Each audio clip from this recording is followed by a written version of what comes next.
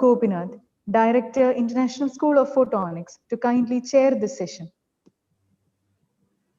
Thank you, Lakshmi, and welcome Dr. Robert Bingham. Let me just briefly introduce you to the audience. Dr. Robert Bingham is a professor at Space Science Department of Rutherford Appleton Laboratory, UK.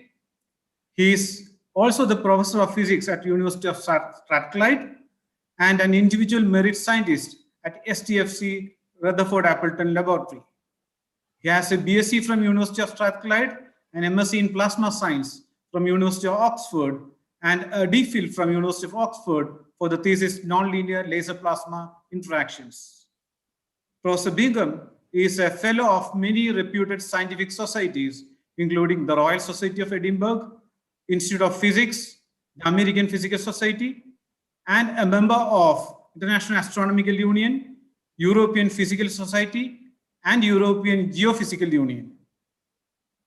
With more than 600 scientific and technical papers, Professor Bingham works actively in the field of laser plasma interactions and plasma accelerators. He also coordinates a science program in the area of fundamental physics with interest in neutrino physics, accelerator physics, and turbulence, and a theory program on plasma accelerators. Professor Bingham is building up a laboratory astrophysics program that involves high-power lasers. He is also a member of LARA team, which is a project to build a laser-accelerated proton beam for radiobiological applications. With these words, I invite Professor Bob Bingham for the National Science Day lecture. Over to you, sir. Thank you very much, Professor Gopinath. That was a very kind introduction. Before I start, I'll just make a couple of mentions. I would like to congratulate India on their fight against England and their cricket. This is something that I'm not a fan of either team because I'm partisan being Scottish. So I only think about the best team that's going to win. And I think India are looking very, very strong at the moment. So I'm going to talk about a subject that I've been working in for a long time, actually. This is laser plasma accelerators. And it's something that it'd be surprising to know that it's been around since 1979. The first paper was written by Tajima and Dawson in 1979, published in Physical Review Letters.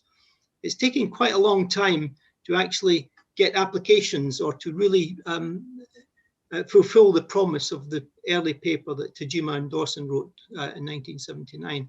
But nowadays, with the application of very intense lasers, a lot of these processes can now be visualized and taken and undertaken. So what I'm going to do is just go through the history, then I'll talk about some of the applications at the end, and some of them will be both fundamental applications towards understanding, say, quantum electrodynamics, gravitation, and also extreme field physics. And we'll look at some applications that are also, say, industrial applications that you can use accelerated particles for.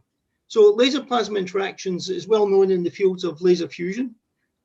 It has many interests also recently in being used to study laboratory astrophysics. And of course, the fundamental physics with high-powered lasers. A number of you will be very interested to hear some of the developments in this. So the important thing about the interaction with lasers and plasmas is that in a laser, the plasma electric fields can be driven to very, very high values, say 10 to the 8 volts per centimeter to 10 to the 13 volts per centimeter. So we're getting close to where vacuum fluctuations become important. The Schwinger field, as you probably know, is about 10 to the 16 volts per centimeter. That's the electric field of the where particles spontaneously are created from the vacuum. And the intensity of a laser system that you would have to use to get to that electric field value is somewhere of the order of about 10 to the 28 watts per square centimeter. And I'll discuss that towards the end of the lecture. So the intense laser physics program that we're negotiating at the moment is important for many applications, particularly material properties under extreme conditions. This is to look at, say, stellar structures or planetary structures at the core of these objects, where material is under extreme pressures and extreme temperatures. This brings in, say, a lot of interest in astrophysics as well. We can actually produce beams of particles that are very, very similar to astrophysical jets. We can also look at nuclear physics and look at transient nuclear states. One of the interesting things about fusion is that laboratory fusion is investigated using deuterium and tritium at the moment. And what you find is that deuterium and tritium form an isotope of helium, which is a helium-5 state, which is very unstable. And helium-5 state decays immediately into helium-4 and a neutron plus energy. So that energy is actually released and we capture it and heat, say, water, etc. And that's the basis of a fusion reactor. Neutron scattering is also possible. You can get point sources of neutrons from laser plasma interactions. Turbulence is one of the things that I've been involved with for quite a long time, and we can look at magnetic field amplification in a turbulent medium, such as in astrophysics, and we can also understand perhaps where the primordial magnetic fields have come from. Radiation transfer in high energy density physics, this is to look at the opacity of material, such as the opacity inside the sun, for example. And we've got the opportunity of developing new particle beam sources, muon sources, electron positron beams, positrons, gamma rays, terahertz, etc. And then we can approach the fundamental strong field science that is getting close to, say, physics at the Schwinger level.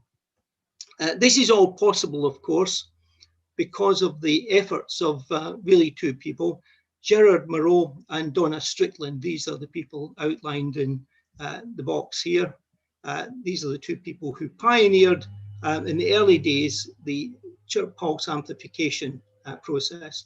The chirp pulse amplification was done round about the mid-80s, 1980s. You can see this is when they made a breakthrough in understanding how to amplify a pulse up to very high levels. And this then broke the deadlock in only having intensities of lasers up to about 10 to the 15 watts per square centimeter. So this took us into a path where we can actually rapidly rise now. And over the years, we're now in a point here where we're close to 10 to the 23, 10 to the 24 watts per square centimeter. So we're getting close to this magical Schwinger limit, which is where you start boiling the vacuum, where electron-positron pairs are created spontaneously. You can see that accelerators such as the SLAC accelerator are also very close to this limit as well. I'll mention that as I go through the talk here, because I think there's a lot in common between electron beam-driven wake fields, proton beam-driven wake fields, and laser-driven wake fields. But most of the time, I'm going to be concentrating on what do we do with the lasers at these intensities, which are typically about 10 to the 20, 10 to the 22 watts per square centimeter. We're also well above the relativistic limit here. The relativistic limit comes in at about 10 to the 18 watts per square centimeter. This is where the electron oscillating in the electric field of a laser achieves relativistic speeds. So we're now talking of lasers that are taking us well above the relativistic limit. So the electrons are highly relativistic and the plasmas themselves become very highly relativistic. So this was a big breakthrough by Gerard Moreau and Donna Strickland in 1986, actually.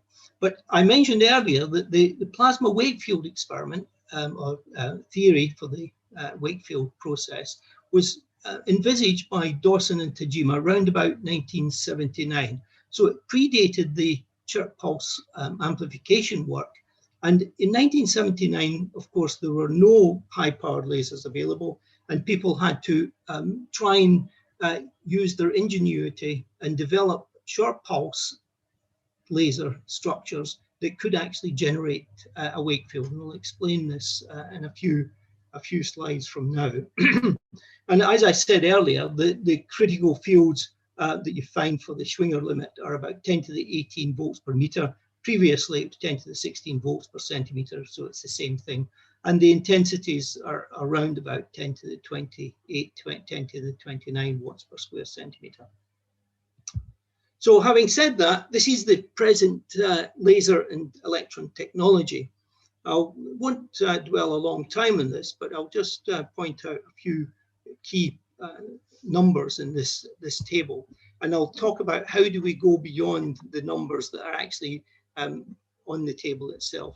So we probably look back at the early lasers where we're producing something of the order of about 2 times 10 to the 22 watts per square centimeter. This is still more or less at the limit of what we're producing just now on lasers such as the French laser, Aplon, Vulcan, Astra Gemini, Bella, and Corels. And so these lasers are all around about 10 to the 22, 10 to the 23. And the future, say, ELI systems, this is the system that's coming online now, are envisaging perhaps to get to something of 10 to the 25, 10 to the 26. This is quite a tall order, though. This is very difficult. I'll mention here at the moment that there's a petawatt laser system being built in India at Ahmedabad, and that will be in the range of, say, 10 to the 22, 10 to the 23 watts per square centimeter. So you're well in the relativistic QED, quantum electrodynamic range. So you'll be able to do a lot of fundamental physics with that type of laser. The other technologies that I'll mention are the electron accelerator technologies, and these are conventional accelerators like you have at SLAC. And the typical energy is between about 10 and 50 GeV. So these are electron beams that are generated at a conventional linear accelerator. And you produce of the order 10 to the 10, 10 to the 11 particles. And this relates perhaps to about an intensity.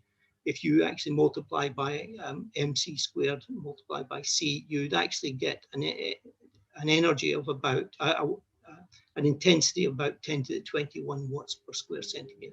So not too far off the laser intensities here. However, laser plasma accelerators, they're now taking us into this sort of regime where we get a lot of particles that are being accelerated over a very, very small distance. So we're now talking about 50 femtosecond duration, whereas the conventional accelerators are, say, thousands of femtoseconds in duration. That's maybe picoseconds long, whereas we're now actually in the femtosecond regime of these very intense laser matter interactions that are producing, say, beams of electrons between about 0.1 and 5 GeV. This number is now greater than 5, but basically we're now actually in a position where we can now challenge some of the science that is being done at a conventional accelerator with electrons. These are the sort of parameters of merit, basically, for the QED area. So once you're getting into about 10 to the 20 watts per square centimeter, and you've got a significant level of, say, photon energy, each photon has got a significant amount of energy, you can actually start getting an important parameter here, which will actually take you into a QED level. And these two numbers relate to both a laser and an electron beam. So current technology allows, in principle, the experimental investigation of strong field QED. So just before I look at the different schemes that are being investigated, I'll share with you this graph just now. Along here is the number of high-powered laser systems that are coming online or are already existing. So here we've got the ones that are just being built, and you can see that there's a rapid increase in the number worldwide. In India, you're now building one, and this will take this number up to probably about 3 in Asia, maybe 4, because of the Chinese. So the Chinese, etc., are building as well. I won't talk about their laser much, but I'll talk back to you about the Hyderabad laser.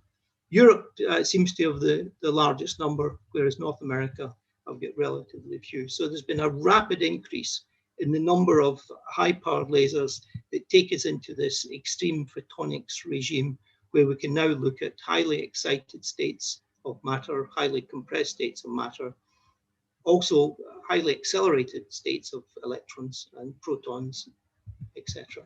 So this is one of the challenges we've got that when we started to find out if these laser plasma interactions could actually produce beams that would compete with the LHC here.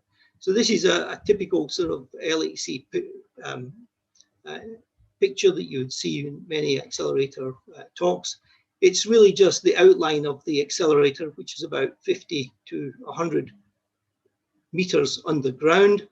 And it's a 27 kilometer circumference proton-proton colliding system. So you've got protons that are going one way, protons that are going another way, and they're colliding at intersections where the experiments are studied. And of course, this is where the Higgs boson was detected.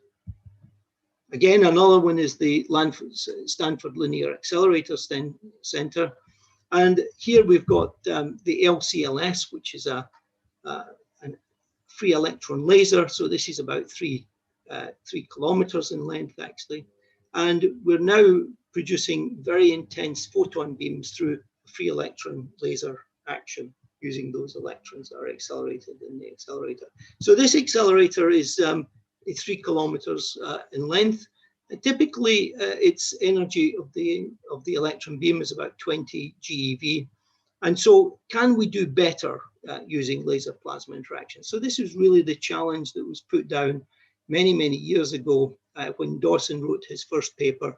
Could we actually start competing with these conventional accelerators, which were kilometers in size?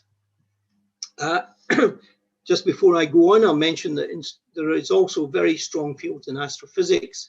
This is an artist's rendering of a sort of black hole generating jets coming out of it. This is an accreting region here. You've got accreted material here, and you have black jets that are coming out of this structure here.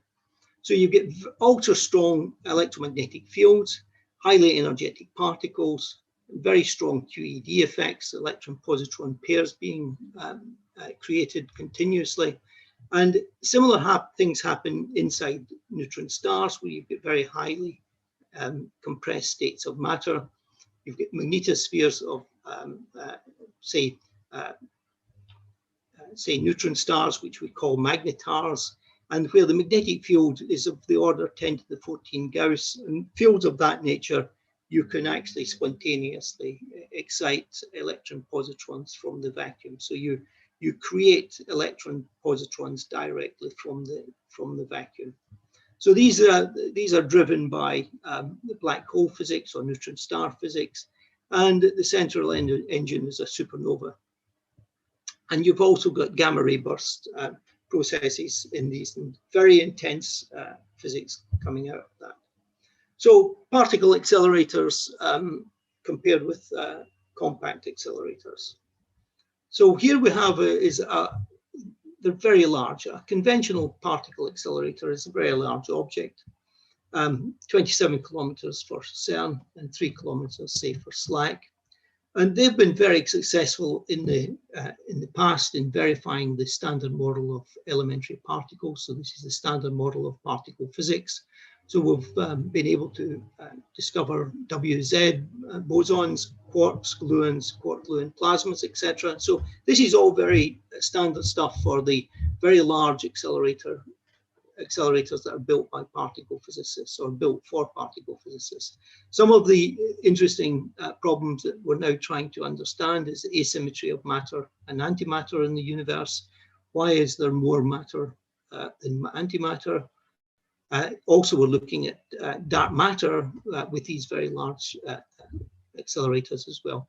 And of course, the Higgs boson is something that is still going to be looked at for many years to come. So the compact accelerators in this area are used in medicine for cancer therapy, imaging devices, industrial and governments for killing, say, bacteria, anthrax, etc., and also used for lithography for designing or developing chip technologies. And they're also using light sources such as synchrotrons or free electron lasers, and these are for bioimaging and condensed matter science or fundamental processes that we actually try and understand using compact accelerators. Now, plasma accelerators. Why plasmas? Well, this is a very good point, actually. I mean, plasmas are often been said to be very difficult to try and control, and this is true, actually. Plasmas are always inherently full of instabilities, etc. And we just try and see what happens when we look at, say, the conventional accelerator versus a plasma accelerator. Well, conventional accelerators are limited by peak power and breakdown. What does that mean? It means that the electric fields that are used in the accelerating region of the device, it cannot be greater than about, say, 20 to 100 megavolts per meter. If it goes above this, the material that supports the waveguide, that's the copper structure, begins to break down and creates a plasma. So you actually have arcing within the system, and the thing stops working. You're using a microwave coupling device into a complicated structure that is a waveguide, and the electric fields in the waveguide, if the reach value is greater than this, start to break the material down into its constituents, and you create a plasma around about it. And for this reason, for example, the Large Hadron Collider is about 27 kilometers in size. The plans for the next linear collider, they're wanting to go to even higher energies, would be probably of the order of 100 kilometers in size. So conventional accelerators are limited by peak power and breakdown, whereas plasmas, there's no breakdown limit. They can support, and we've shown this, they can support accelerating gradients of between about 10 and 100 gigavolts per meter. This is something that's routinely done. Lasers, you can actually produce greater than 5 GeV in several centimeters. And electron beams can be a GeV or tens of GeV in 1 meter. So the electron beam technology that I'll mention is coming on as quickly as the laser plasma technology, and you can get to about 100 GeV in about a meter. So these are important reasons. Plasma, there's no breakdown. It can support huge electric fields, and that's much, much higher, 1,000 times higher than the electric fields you can support in a conventional accelerator. And that means that your device is 1,000 times smaller. So the drivers for these plasma-based accelerators, you have lasers, obviously. So you get terawatt lasers, petawatt lasers. These are compact systems now, and they vary between about 10 to the 12 and 10 to the 15 watts. And we're going to go beyond this in the next few years, actually. They will go up to tens of petawatts, up to 100 petawatts. And these lasers are already existing, and some of them have very high rep rates. And so you can actually have a high rep rate system that is producing on target something of the order of about 10 to the 19, 10 to the 22 watts per square centimeter on target. And future, say, laser intensities, which is coming on, this is the Eli system. They'll be on 10 to the 23, 10 to the 24 watts per square centimeter using optical parametric chirp pulse amplification. So this is a variation of the chirp pulse amplification technique that was developed by Gerard Moreau and Donna Strickland. So you're actually combining it with another process to even go to higher intensities. I did mention that electron beams are used to drive plasma accelerators, and the shaped electron beams at the SLAC accelerator in Stanford is generating something of the order of about 100 gigavolts per meter accelerating gradient. And that is using a 30 to 50 GeV beam in a 1 meter long lithium plasma. This lithium plasma is quite a difficult plasma to create, but Chan Joshi in the States has been able to pioneer this topic and produce 1 meter long lithium plasmas routinely. Now, at the moment, the SLAC experiment that he's working on, this is Chan Joshi's group, is using probably about 20 GeV, but it varies. More recently, proton beams have been used at CERN for the linear, from the Large Hadron Collider, and these proton beams have been generating wake fields as well. But I won't go into this or this in detail. I'll just talk about the laser ones, since this is photonics meeting. So laser plasma accelerators. Why don't we just use a laser in itself? Well, the laser has a very high electric field. It's of the order of about 30 times the square root of the intensity, and that's in volts per centimeter. And so if you had a 10 petawatt laser and a wavelength of about 1 micron, which is typical of neodymium lasers, an intensity of, this is very modest, this is about 1.6 times 10 to the 18 watts per square centimeter, you can easily produce accelerating or electric fields of about 40 gigavolts per centimeter. Unfortunately, this field is perpendicular to the motion of propagation of the laser. So what happens is that the electrons just oscillate up and down in this laser, and as the laser passes, the energy is extracted again from the electrons and they receive no energy. There's a variation of this called direct laser acceleration, which is looking at the ponderomotive force that lasers can impart onto electrons. But this is an area that is still being investigated, and no one really is seriously expecting that we'll use some of these lasers to produce high quality beams. So the important thing about a plasma is that rather than having a perpendicular electric field, as a laser does, it has a longitudinal electric field. And this longitudinal electric field can actually be then used to accelerate particles along the direction of the laser. Now, the important thing to think about is how do we transfer a transverse electric field structure in the laser to a longitudinal electric field in the plasma. And this is well known in plasma physics. There's lots of instabilities that will take a transverse laser beam and convert it or drive a longitudinal electron plasma wave. And processes such as Raman scattering will do this quite easily. Raman, of course, being a very well-known Indian scientist who pioneered this many, many years ago. Of course, he did it not in plasmas, but in other media. So we take his name and use that as fitting for the work that he did all those years ago. So plasmas, conventional accelerators limited by electrical breakdown, as I said before. These accelerating fields that you can produce are only limited by the plasma density, and this can be shown quite easily from Poisson's equation. So the Poisson's equation gives us this unique relationship between the energy or the maximum electric field and the density of a plasma.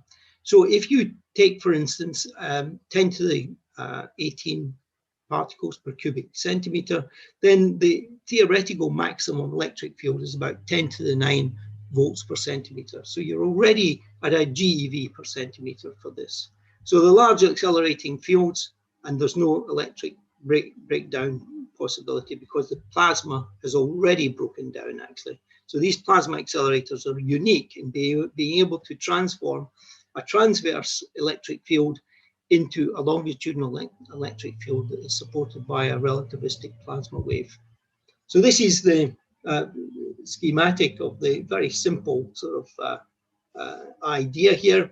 We've got a plasma whose density is Ne, and you drive these structures like this, similar to a boat going through water, by an object that's moving close to the speed of light. So this object here, it could be an electron, positron, proton, or photon. It could also be a neutrino. And so all these processes drive a very similar wake structures, which is very similar to the wake that you would see behind a boat. So the idea was, say, developed by Tajima and Dawson in 1979, and there's three variations of this process. There's the laser wake field accelerator, which is the one that's favored at the moment. This is the one where you have a very short pulse. And I should mention that the pulse length is of the order of the wavelength of the plasma wave, which is in blue here.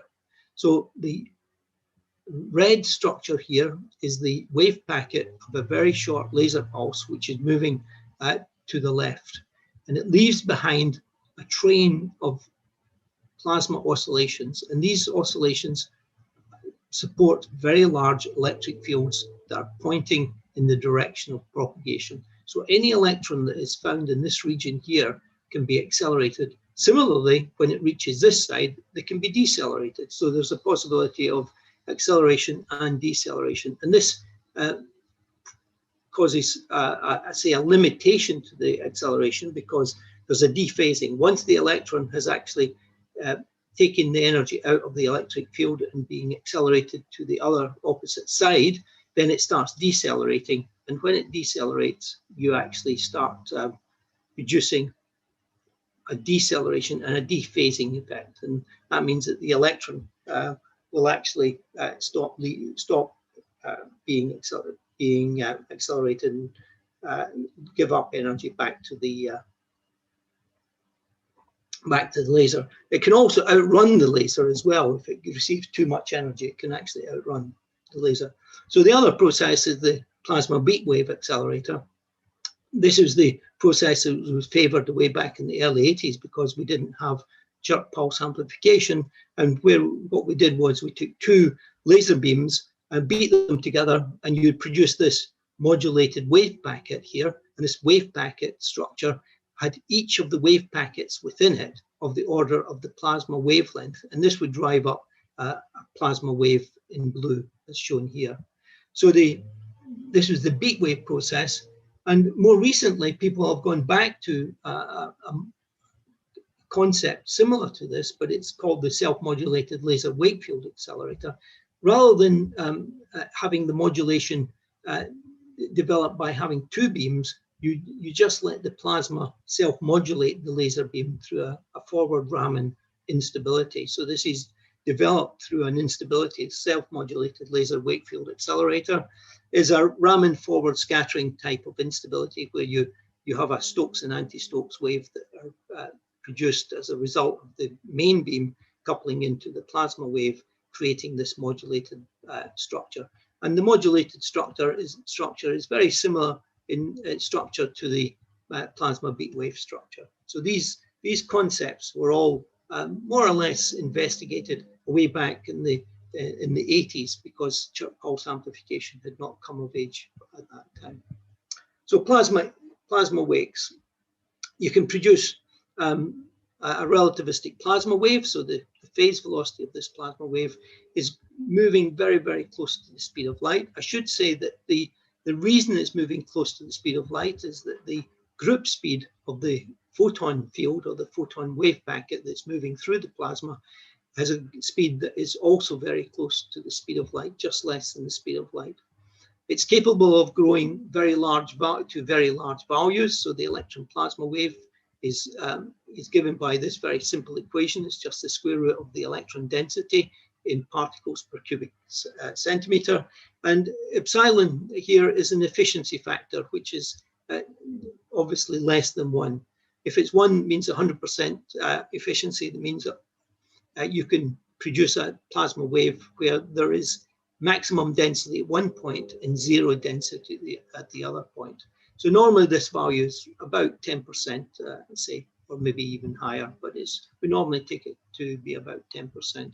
So if we look at the numbers that we're going to get out of this system, the electron plasma wave for a density of about 10 to the 14 particles per cubic centimeter can generate a GeV in 10 meters. So that's a GeV in 10 meters, which is not bad.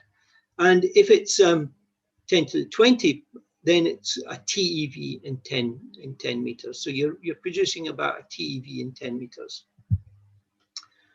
All this changed, of course, say in 2004. This is beginning of a revolution in laser plasma accelerators. And this is the result of 3 teams publishing papers on the Wakefield accelerator in 2004. The 3 teams came from the UK, that was Imperial College and Rutherford Appleton Laboratory, LBL in the States, Lawrence Berkeley Laboratory, and the French team. And they all published simultaneous results which more or less agreed with each other. And I'll just share with you some of those results. This is the Imperial College result that showed you that you are producing a very monoenergetic beam. Just before I go and explain the results, this was a very important time actually. We called it the dawn of compact particle accelerators. People had been working on particle accelerators for say about 20 years before this paper, these 3 papers were published. But it was very difficult to produce clean electron beams. What would happen normally would you'd produce a high energy tail of electrons. The high energy tail of electrons didn't really actually conform to a beam of particles. It was a very, very long dispersed electron beam in energy. This result from, say, the Imperial College Rutherford experiment shows you can get a very, very narrow beam of particles at a precise energy. This is about 70 MeV here. And so you can see that this is the number of electrons that are accelerated, producing a very significant beam of particles. And this was done in a plasma of about 10 to the 19 particles per cubic centimeter. The preferred medium, or the preferred, say, plasma, is a gas jet that is ionized on impact from the laser. So the laser ionizes a gas jet. So you can make these gas jets variable densities, and that's important because you find that there's a sweet spot in the acceleration process. So this is the result from the French group. You found that if the sweet spot was not found, you're not at the right density, so you're not producing the right plasma Wakefield structure, you get a distributed electron spectrum. So this is a kind of Maxwellian spectrum of electrons. However, if you do hit the sweet spot where the electron density is the right density to match the characteristics of the pulse length of the laser and the plasma wavelength, then you get this beam of particles that are very uniquely accelerated. And you can see this is round about the 200 MeV range. And so this is the structure of that beam, very, very highly collimated beam of electrons accelerated in a structure. And this is because we're actually having the conditions just right so that the pulse length of the laser and the wavelength of the plasma wave are matched together. So there's a matching structure. The best way of matching it is if you have the pulse length about half the wavelength of the plasma wave. There's variations depending on the value of the intensity. So the LBL experiment was done in a similar way, but they went on to develop with the Oxford group a capillary, so the guided plasma. So this is the sort of little plasma discharge here. This is only a centimeter or so in size. So what you find is that in here you strike a plasma, and the laser is coming from the right, goes through this region, generates a wake structure, and the wake structure accelerates electrons. So if you look at this top diagram, which is a diagram illustrating the design of the experiment, laser comes in, goes through a couple of mirrors, and then it eventually goes through the capillary there, which is the accelerating structure. And the accelerating structure is this gas discharge plasma that's in this capillary, and you generate electrons, and you get up to GeV electrons in the first shot. And this was done about 10 years ago. So this is a remarkable experiment where they actually showed that you were getting unique beams up to about GeV energies. So this is your GeV beam here, and there's other beams at 5 GeV, etc., etc. And this is a cross section of the beam itself. So this was the beginning of the capillary accelerators that are very commonly used now in plasma accelerators. One thing I should say is that there's two favorite models here. One to use the capillary, and the other is to use a gas jet. And we'll see some gas jet experiments in the next few slides. So before I go on, I'd just like to show the similarity between a conventional accelerator. So a conventional accelerator is a copper structure. So it's made out of these segments. It's a long channel. It's about 1 centimeter or so in width. Structure diameter 10 centimeters or so in width. And this area, this diameter here is smaller than the overall diameter. So the beam is coming along this direction here. The microwaves are injected into this structure, and the microwave mode that you generate generates an electric field which is a longitudinal component in the direction of the electron beam that's moving through this object here. So you phase match and you can accelerate the electrons by the electric field. As I said earlier, if this electric field, which is actually supported by the structure, gets to values greater than about 20 megavolts per meter, 20 megavolts per centimeter, you start boiling off the material at the surface here. So you actually break down the surface and fill up the region with a plasma. Now, the structure sizes are of the order of 1 meter or 2, and so they're very large areas, but you have to have thousands of them together to get up to the energies that we really want to get to. So each section, you're getting about 20 megavolt per meter electric field. In the plasma case here, this is an image that was taken by Mike Downer at the University of Texas.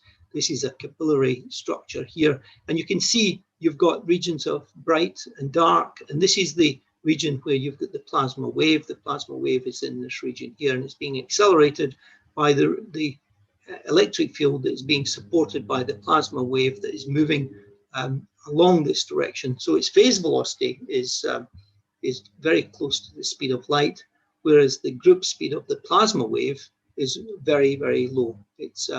It's hardly moving. The group speed is very, very small. Say we mostly take it to be 0. And so you can have an energy gain in the system, or electric fields in the system, of say 20 gigavolts per meter, and that will translate into a GeV per meter, which is 1,000 times greater than the conventional accelerator. And this structure size is only millimeters in length. So we're talking about millimeters in size rather than meters in size. And again, that's a factor 1,000 difference. And that's why plasma accelerators are so interesting if we want to build a bigger accelerator. So the scaling of electron energies in these systems is quite interesting, because we've actually been able to show, both experimentally and theoretically, the Wei Lu here, I'll talk about his work. Wei Lu wrote an interesting paper in 2007 where he wrote out some scaling laws, and you can see that the scaling laws, and which is this blue line here, more or less agree with a lot of the experimental squares that we see here. And if we're talking about, say, the laser that we're operating at the moment in the Rutherford, we're above, say, we're routinely getting GeV electrons out of it, and this is with say 0.2 to 0.5 petawatt. With a 2 petawatt, we're above the say GeV limit. We're getting towards, say, 20 or 30 GeV, and typically with the LBL experiment that's in Lawrence Berkeley Laboratory, they're about 10 GeV. And if we look at the system at the bottom here, you can produce GeV particles with a petawatt with a large current. So the current is also important because that tells us something about the number of particles that are being accelerated in a structured beam. Not only have experiments been very successful, but also the simulations have kept a pace with the experiments, and this is projects that have been put together by UCLA, Warren Mori, and Lewis Silver at the IST in Lisbon. And what they've got here is a simulation of the experiment. This is a three-dimensional simulation. You can see that this is the laser at the front here that's moving from, it's moving in this direction here from, say, left to right. And it's creating this, what we call the bubble or blowout regime. And this blowout bubble regime actually is accelerating particles that are moving with, or have been generated within the structure here. And they're moving, again, just following the laser beam. And you can accelerate a large number of particles, and that's the merit. The figure of merit is the nanocoulomb. So you can produce, say, something like 40 nanocoulombs at 1 GeV, 14 nanocoulombs at 3 GeV, and 20 nanocoulombs at 10 GeV. So this is way beyond conventional accelerators. Conventional accelerators, the beams are typically less than a nanocoulomb. And again, this is a representation of the bubble regime here. So what we have is the laser is at the front, and the particles are being accelerated by the electric field here. And typically what actually happens is that the laser ponderomotive force evacuates a region just behind it of electrons. And the only thing that's sitting in this region here are mostly protons. So the protons provide a positive focusing force for the electrons.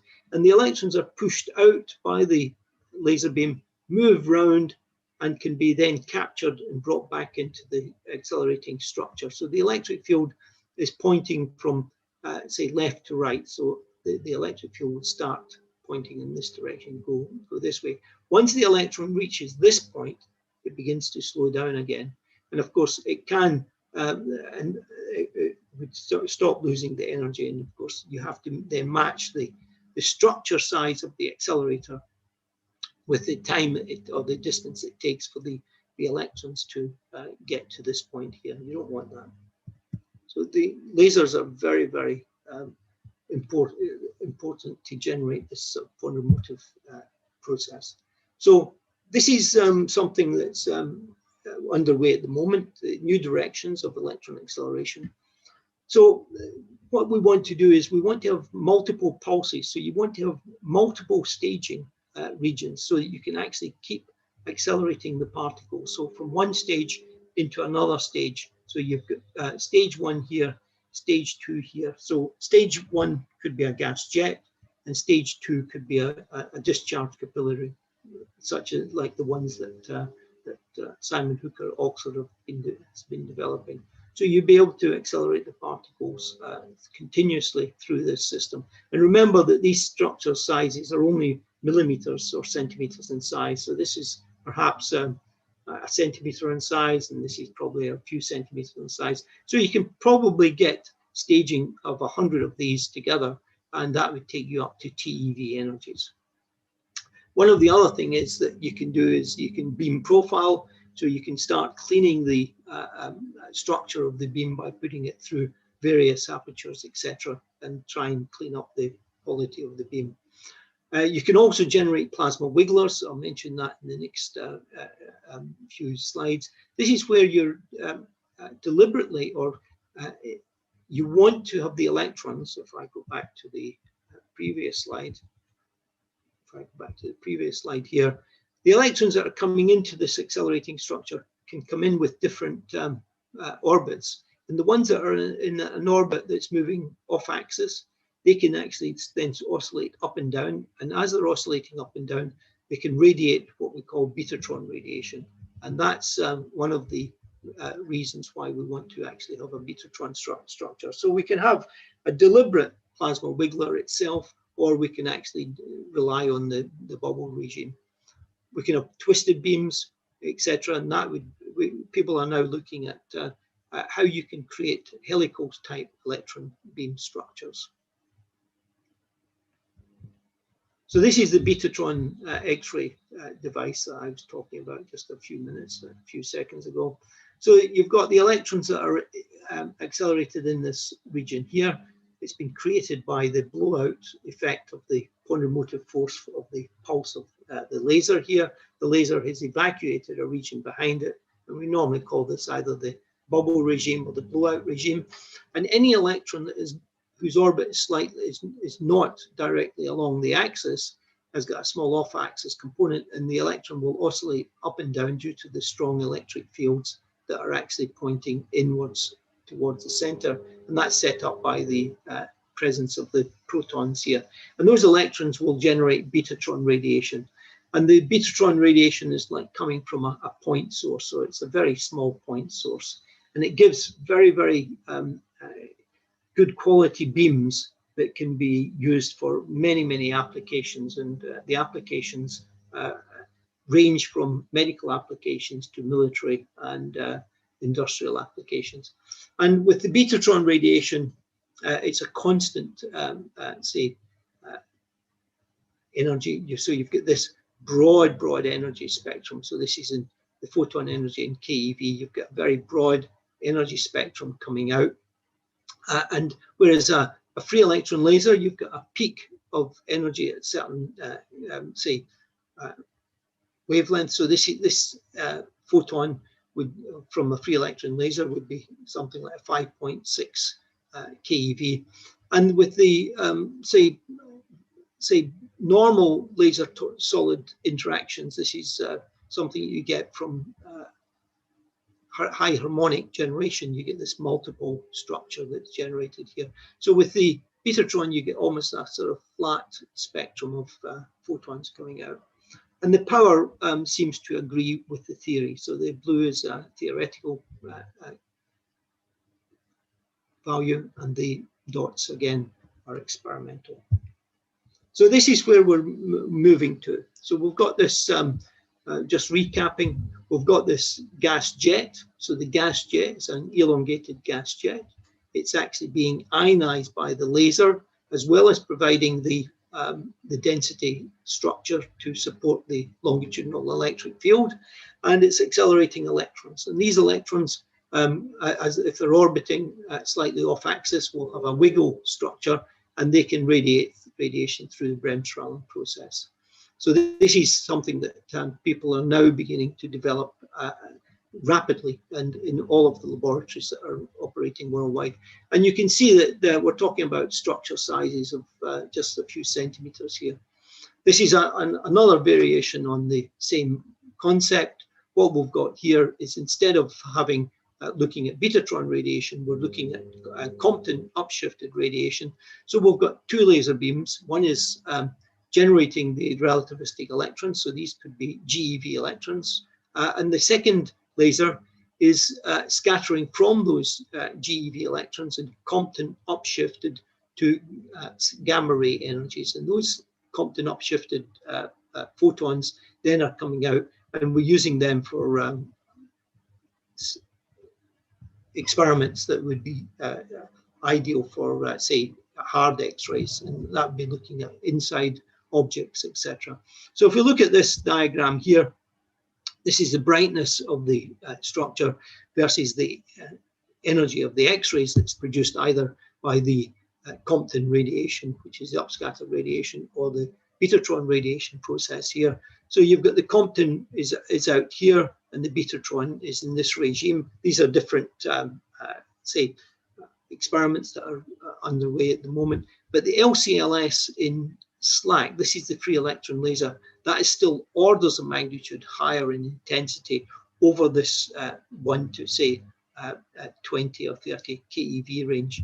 So although we're not at the same brightness level of these free electron lasers, we actually are very close in terms of the energies. So the Betatron radiation that we can produce is up at very high energies, and the Compton can go to even higher energies, and we can penetrate matter using these X-rays to investigate a number of things. And this is just an example of what's being investigated. So the Imperial College team have really pioneered this using the Astro Gemini, which is the petawatt class laser at the Rutherford Laboratory.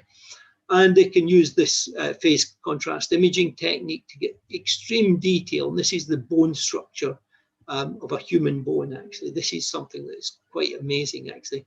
You can use, and so they've used it for the 3D tomography. And at the moment, this took quite a long time to produce, because you rely on each shot has to be, you have to have hundreds of shots, whereas if you had a high rate system, say 10 to 100 kilohertz, you can do this in fractions of a second.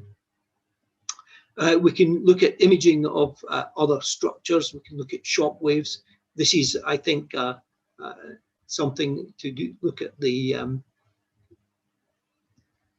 probably a micrograph lithography. This is some process that is in the lithographic regime.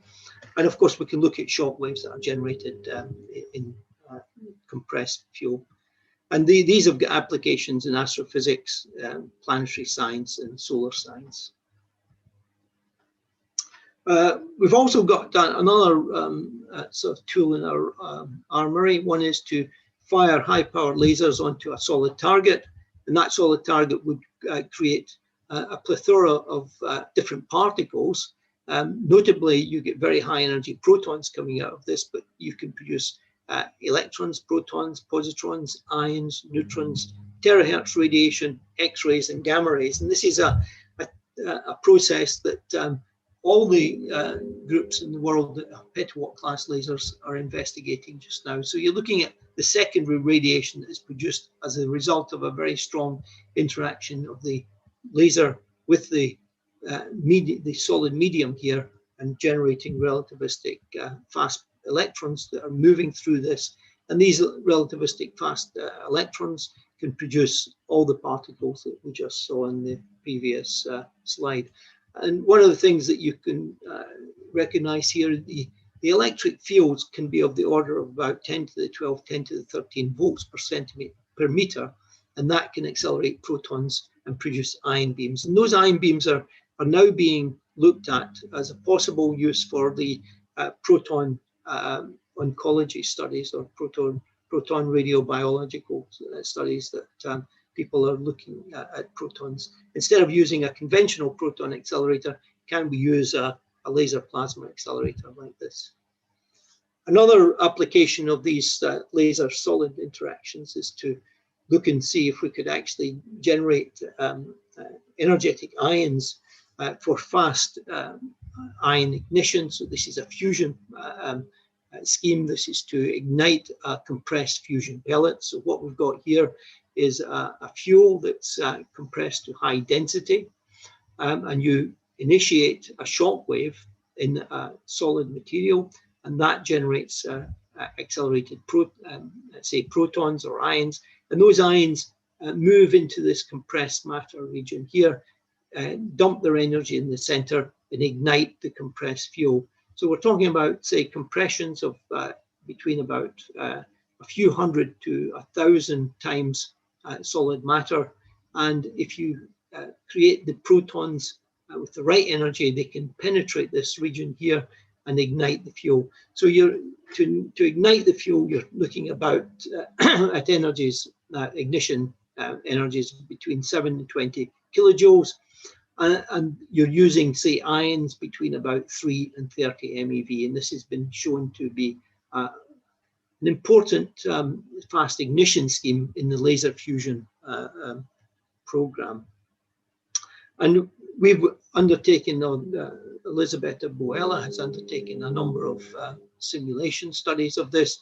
And we can see better here what's actually happening. This is the deuterium-tritium core of a compressed fuel that's due to compression by laser beam.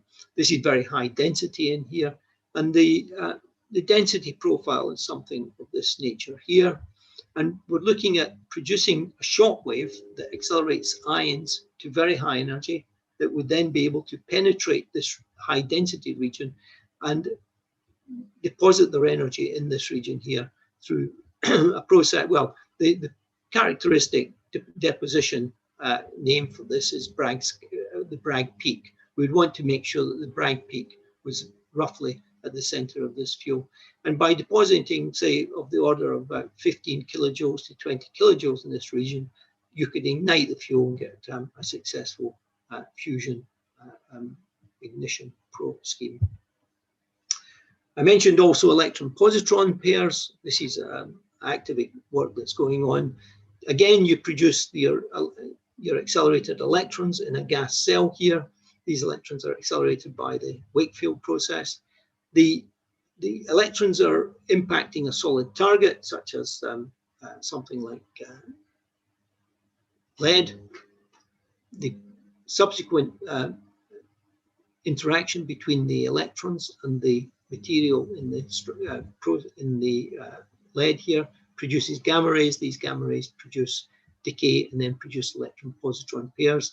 And you can measure electron-positron pairs by having a magnet at the end here, just actually bending the electrons one way and the positrons the other. So you can see that there's definite positron production from this system. And this was done by Sari from Queen's University, Belfast. So I've shown you this before, and what we've got here is the region of intensities that we're at just now are going to be very soon. So we're looking at 10 to the 25, 10 to the 26. So the reason I've put this back up is because there are other ways of getting to this without having a very large system called using CPA, chirp pulse amplification. And that's, we want to use those intensities to get to the vacuum fluctuation levels so that we can study the electromagnetic vacuum and perhaps even some aspects of the quantum gravitational vacuum. And that one of the ideas here is to look at, say, quantum gravitational fluctuations. And that was a scheme that was put forward many, many years ago using atom matter beams in the system. So it's quite easy for the QED work just now using these intense fields. We can look at, say, electron-positron creation, which has already been done, photon-photon scattering, which is a program that's underway at the moment, and perhaps Unruh radiation, which is connected to the gravitational vacuum here, and I'll mention that at the end. So the projects like EPAC and ELI will be able to experimentally investigate the vacuum. So these are experiments that are already being planned, and EPAC, of course, I'll mention something about that towards the end. That's under construction. ELI is almost there. So the other areas, can we actually look at, say, Hawking radiation? And this would take us into this gravitational realm of physics. And this is something to do with the gravitational vacuum, where we're accelerating particles that are similar to the acceleration that you would experience close to a black hole. So new science opportunities. I've shown you this before. This is CPA. This is the chirp pulse amplification point where we managed to break the deadlock of mode lock and Q switching lasers, and we're being able to rapidly accelerate up this ramp here. And we're now about 10 to the 23, 10 to the 24 watts per square centimeter, and we're hoping to go even higher. So we'll produce quantum electrodynamic cascades. That means that you're going to produce multiple gamma rays. You'll be able to study quantum radiation reaction effects, photon-photon scattering, and then this last one, Unruh Hawking radiation process. That's a goal that people are looking at. So I mentioned that the chirp pulse amplification, or the optical parametric chirp pulse amplification, is producing these very high intense laser beams, but can we even get to a system where we could use another process? And the other process that we're looking at is, say, Raman amplification. And could we get to intensities that are close to what the intensities are associated with a gamma ray burst? So this is an artist rendering of a gamma ray burst, and it's estimated to be equivalent to about 10 to the 24 watts per square centimeter of radiation coming out of this system here. And what we've shown here is 100 petawatt gives access to intensities in this regime. This intensity would be such that you'd be able to do extreme field physics close to what you could do round about, say, a black hole. So the Raman amplification process, we're coming quite near the end now. The idea is to see if we can actually use plasma now to replace the solid state compressor structures. You're looking at, say, a grating here, and these are about 1 meter in diameter for the Vulcan laser.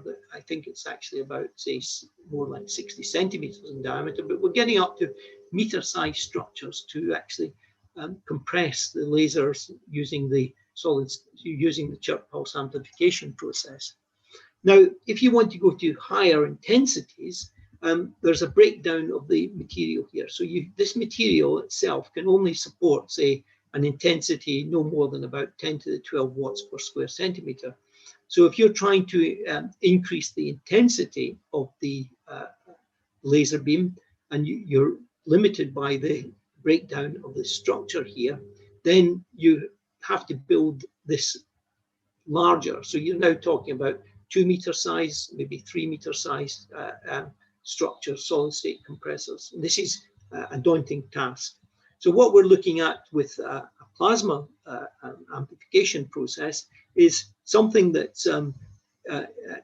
can be done roughly in about the size of a match here. So this is the same volume that you would require to compress, say, material using Raman amplification. And I'll show you the idea. So this is Raman amplification. So you get a pump, which is a long pump. So it contains a lot of energy, but not high intensity. And you send in a probe. And the probe is a short pulse, much shorter than the pump field. And you're firing these at opposite directions in a plasma. And you generate a plasma wave by the beating of these two structures here. And you transfer energy from the pump wave to the probe wave. So you've got a short probe coming in, and it's going to be amplified continuously as long as it's in the field of this long pulse pump wave. And at the end of the interaction, the pump wave has depleted, and you've amplified the probe wave. And the experiments have been conducted in this area, and this is just a simulation of what's going on. So you've got a long pump that is moving in that direction, and a short probe which is moving in this direction. And after a certain length of time, you've transferred sufficient amount of energy from the long pump laser to the short pump, and you can amplify the beam. And this is one way of going beyond, say, the chirp pulse amplification mechanism, or using the chirp pulse amplification mechanism, if you don't want to build larger solid state devices. And this is a typical sort of simulation of what's happening. This is done by Raul Trinas. So you can actually go from low intensity short pulse at this point here, and you can just amplify it as you're moving through the long pulse. I haven't shown you the long pulse is moving from right to left, and the short pulse is moving from left to right. And so you can go from a typical sort of laser of 10 to the 15 watts per square centimeter, can get to, say, 10 to the 17 watts per square centimeter after 4 millimeters of propagation. So you can also do 10 terawatts to 2 petawatts, and similarly you can go to from 2 petawatts to 100 petawatts. So it's basically trying to use a plasma to increase the power of a laser by amplifying a short pulse using a long pulse laser beam. And that's again something that's undergo worldwide. So fundamental physics during the violent accelerations, we mentioned earlier, the electrons in these fields can reach very, very high values. And if the electrons, if the electric field reaches values of about 10 to the 16 volts per centimeter, the vacuum breaks down and you spontaneously create electron-positron pairs. And the intensity for that is about 10 to the 29 watts per square centimeter. So you can do this with a number of processes, but the one that we prefer to use is obviously the high-powered laser. CERN can get to these intensities by colliding particles, but we want to develop this understanding using that. And you can enter a new regime of non-perturbative QED, and it's a regime that's not covered really by the standard model. So two examples I'm going to give. One is photon-photon scattering.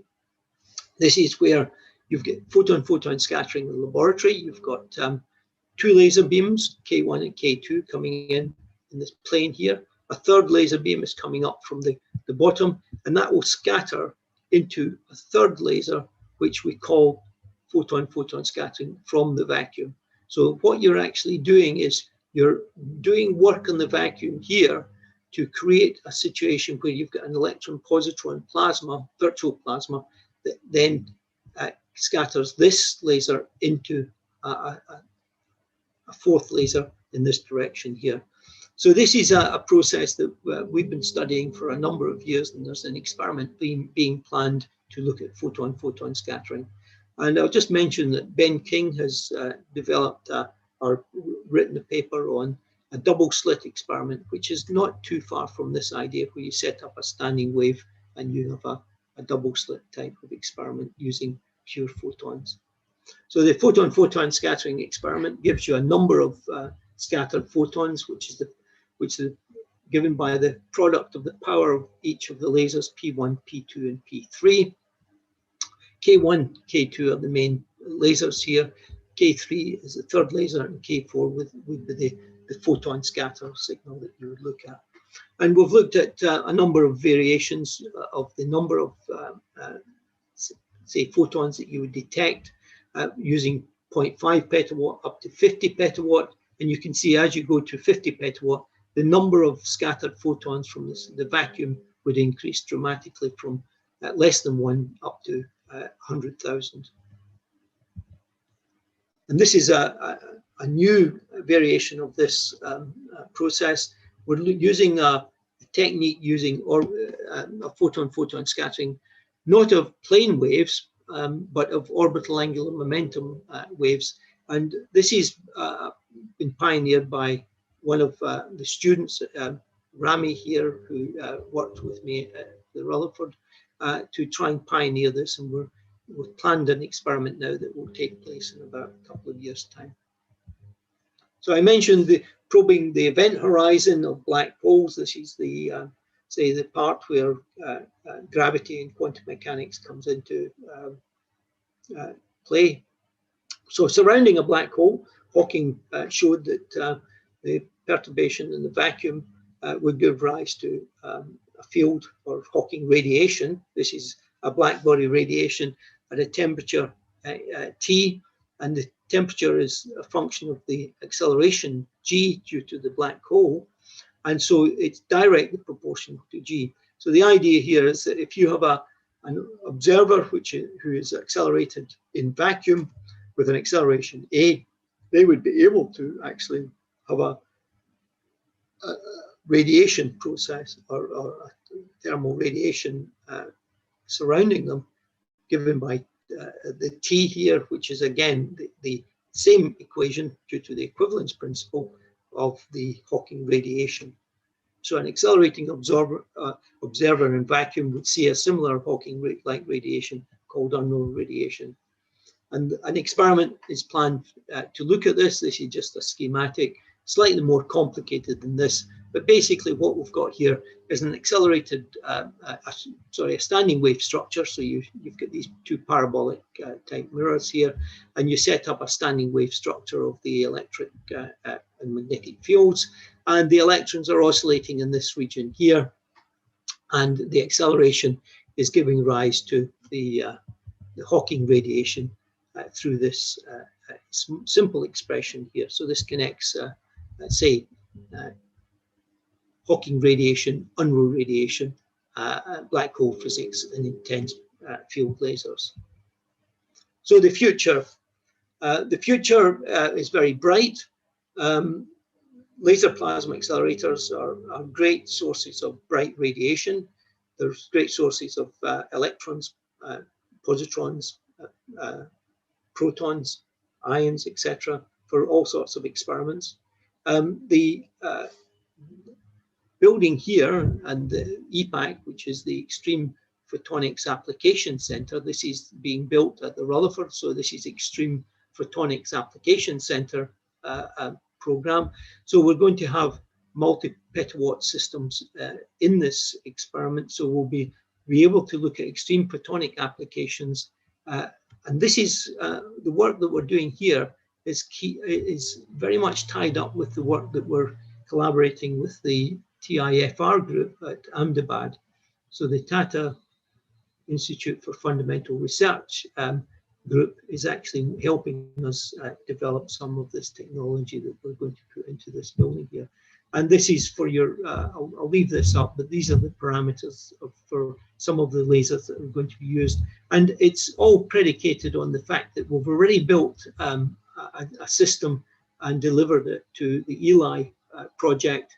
And so we're actually piggybacking on some of the technology that we've already developed to produce a multi-petawatt system to look at particularly a plasma laser accelerator project. Conclusions: laser plasma accelerators provide short pulse particle beams, both electrons, positrons, protons, etc. Multi-wavelength radiation. I didn't go into the terahertz process, but obviously you can get hard X-rays out of the system for multiple applications. It can be used for laser fusion and fundamental physics investigations, such as QED of the vacuum. And with that, I would just like to thank my colleagues that are listed here for their efforts and the work that they put in to help me put together this talk. And with that, I'll stop sharing now and I'll take questions. Thank you very much. Thank you, Professor Bob. That's an excellent overview of all the activities which you have started from initial lasers to the extreme radiations. What is the status of the construction of the EPAC Center? I should have put a photograph of the construction. The roof is on, the building, the floors are in, the building is now being finished off inside, internal inside, but the I would say the fabrication of the laser system that is going to go in there, and the fabrication of a lot of the technologies that we're going to use is already well underway. And Ahmedabad in India are helping enormously in that area. And they've already got Hyderabad. I think Hyderabad. Oh, sorry. Did I say Ahmedabad? Hyderabad. Yes. Hyderabad. Hyderabad. Yes. Did I say Ahmedabad? Sorry about that. I meant Hyderabad. Yes. They've been helping enormously in helping with the technical fabrication, actually, of some of the equipment that's going in there. I could have, I've got slides of the, if you want, I could probably look them out now. While I'm waiting for other people to talk, I could look out some EPAC slides here. I've got slides on EPAC, but I didn't show them because I didn't, I'll show. It's okay, I think. Well, I can show you this one, but because it's well in its way now. I think this one is well in its way. Just give me a second. I think I'm within my time limit. Is that correct? Yes, a bit. I think we have exceeded, but it's okay. Okay. Because we were planning for an hour and it has gone 1/4 an hour. It's okay. Okay. Sorry about that. Yeah. Let me see. We have one question just coming up from Riju Isaac. He was at Strathclyde for quite some time. Oh, yes, right. And Riju has asked a question that nice to listen to you after a long time. Yeah, he has just conveyed his message to you, Bob. Very nice to hear. Is he going to speak? He's currently in Cochin University. Oh, very good. Maybe we could actually exchange emails, because I really love to come and see your institute. Actually, that's what I'd like to do. To be honest. 1 minute. Let me check whether I can just convert him.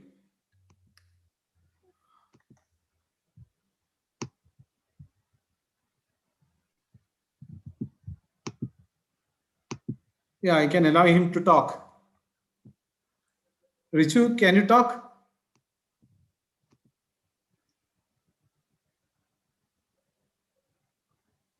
I haven't seen him for a while, actually. I mean, it must be he moved back to India perhaps about 10 years ago. Is that right? Can you?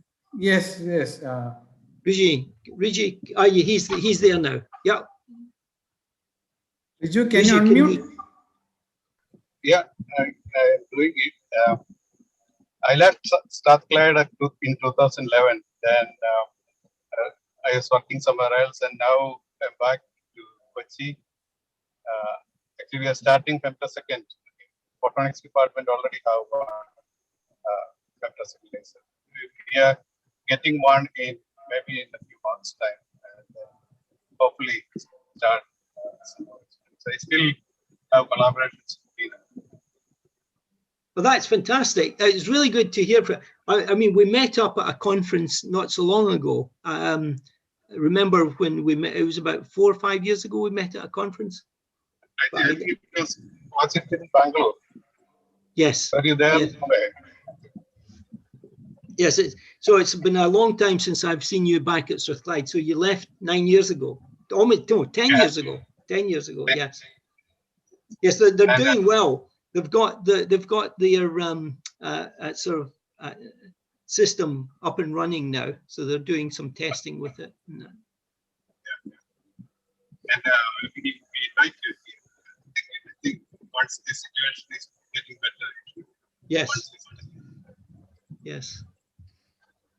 So I'm just going to share with you a picture that I looked out, which was the picture of this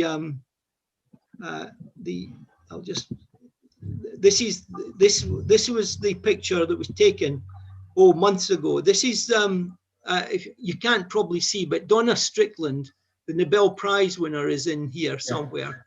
That's Rajiv Patil. That's myself. That's John Collier. I think that's one of the ministers, but then there's Donna Strickland. That's Donna Strickland there. So she was at the groundbreaking ceremony. That was more than a year ago now. But this is a picture we took in the summer, but we've now got this roof on, the walls are on, etc. So it's quite well advanced, actually. On Thursday, Donna was giving us a lecture. She was inaugurating our Silver Jubilee celebrations. Wonderful. She's very nice, actually. Did she visit you? No, it was online mode. Yes, online. Yes, because she came here last year, and before we were locked down, before we went into lockdown, and we couldn't actually get her back again. But obviously, we might see her in the future. She's very nice. What I would do, once lockdown is over and the pandemic's finished, you invite her to Kerala. She would really love that. You're always welcome, Bob. Yeah. So it was nice hearing you, Bob. Thank you for your lecture. Well, thank you very much. I'm sorry I went over, actually. I just looked at, you're right, I went over by 15 minutes. I planned on 45 minutes plus 15, but I had probably too much to show. Yeah, but that was one of the rare questions that we get to see what is happening around the world. Yes. Now. Well, thanks very much, Riju. We definitely had a very good overview of the entire activities, which are even planned. Yes. Well, with Hyderabad now building their petawatt, we'll be able to have many more visits to India. Yeah, we are Kerala, also yeah. part with that. Part of I and Riju also attended the Hyderabad conference. Yeah, and I remember. Yes, it was very good. Actually, it was very good. And so we will be there probably as soon as pandemic's over, because I enjoy visiting. Hope so. And if you're ever wanting to come to the Rutherford, let me know and I can arrange your visit. Definitely. It would be good if we actually had a stronger interaction with Kojin as well. We are also looking into that. I was talking to Rajiv, Yes. looking for the possibilities. Yes, because I think Rajiv, I mean, he's the person that we need to talk to get the connection between you guys and the UK. But I think I'm so impressed. I spent a long time in India over the last 20 years actually, and I really impressed with the scientific work that's going on there. And I don't know that if you know that I have worked with a friend of mine who died recently, well, a few years ago, Padma Shukla. PK Kaur? PK Kaur, I knew him very, very well. And I know his team very well, and Amita Das very well. I know them all very well. They are at Hyderabad. Yes, that's right. And they are at Hyderabad. Yes. And I think Hyderabad, I mean, it's just moving from strength to strength now. So thank you, Bob, once again. I'm just winding up the session. Thank you very much. And over to you, Lakshmi.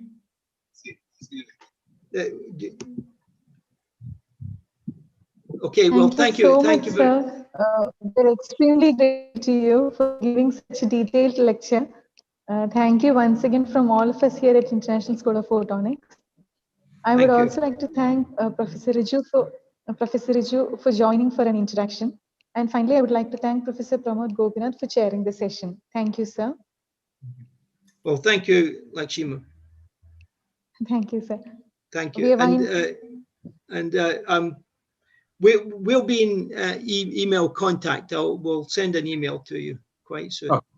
Thank you very much. Sure, sir. I'm so grateful of you. Thank you. Thank you. Bye, Bob. Okay. Bye-bye.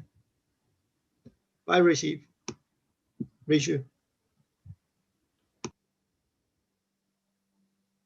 We are winding up the day 2 of the conference. Tomorrow morning, we'll be starting sharp at 9 o'clock. So hope to meet all of you tomorrow